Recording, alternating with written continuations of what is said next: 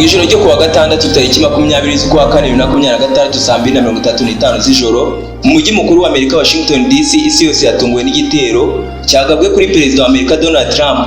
Igitero kibaye cya gatatu bagerageza kumwica ariko bikanga. Iki kibaye cyateye ubwoba benshi kuko kibaye cya mbere kibereye hafi y'ibiro by'umukuru w'igihugu White House nyuma y'imyaka irenga 15 ishize ubwo umusore witwaga Oscar Ramiro yagerageje kwica Barack Obama amutewe muri White House nabwo ariko bikarangira ashwa atarabigeraho.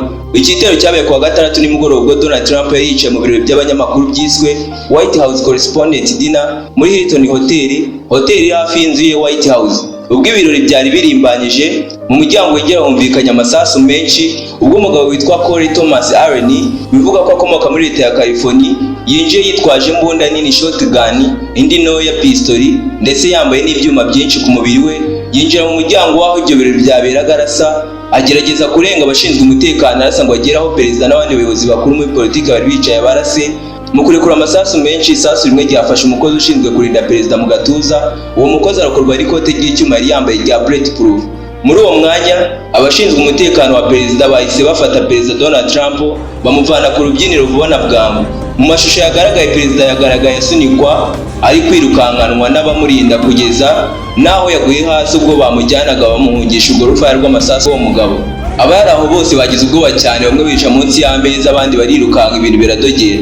Nyuma y'amasaha make uwo mugabo witwa Corey Thomas Allen w'imyaka 31 yafashwe nyuma yo kurekera kurasa, gusa kubw'amahirwe yafashwe n'abashinzwe umutekano ataragera mu cyumba kinini cyaberagamo ibirori ngo agire uwo akomeretsa muri abayobozi bakuru cyangwa se agire ku ntego yari yamuzinduye yo kwica Donald Trump.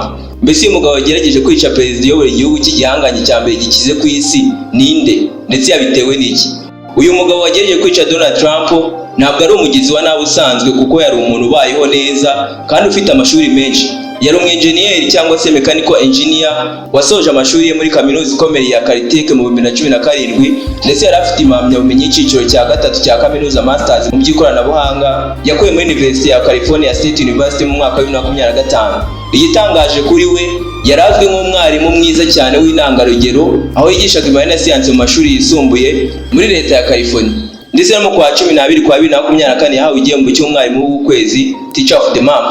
Abamuzi bavuga ko yari asanzwe ari umuntu utuje, ucecetse, urinda amabanga ye kandi w'umuhanga cyane. FBI yahise itangira iperereza ku rugo rwa Corey Thomas ishakisha ibimenyetso by'ikoranabuhanga ndetse n'impamvu zaba zatumye akora icyo gitero.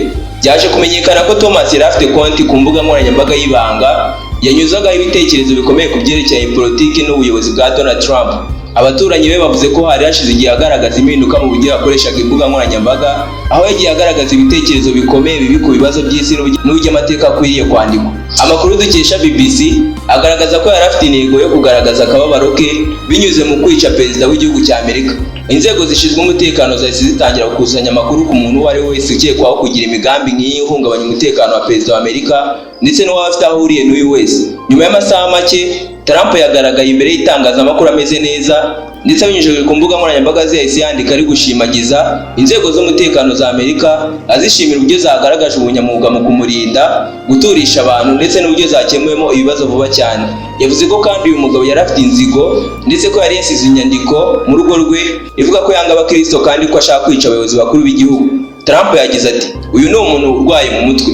Igitero cyongeye gusubiza mu majwi imikorere y'inzego zishinzwe umutekano Secret Service nyuma y'ibyabaye i Bethlehem muri Pennsylvania, West Palm Beach muri Florida mu mwaka wa 2024 ubwo n'ubundi perezida Donald Trump yatakwaga.